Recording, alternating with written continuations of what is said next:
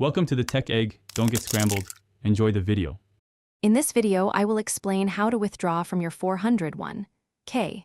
First, understand the rules for taking money out, especially if you are under 59 and a half years old. Be aware of potential penalties and taxes. Next, determine if your situation qualifies for any exceptions to early withdrawal penalties, such as a hardship.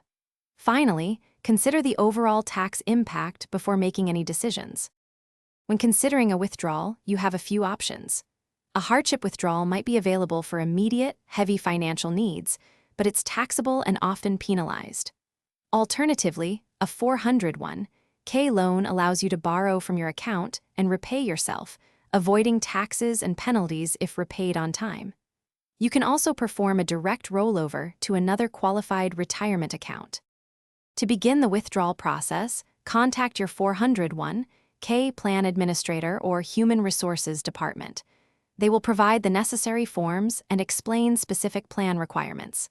Carefully complete all paperwork, ensuring accuracy to avoid delays. Once submitted, your request will be reviewed for approval. Be prepared for processing times, which can vary depending on your plan.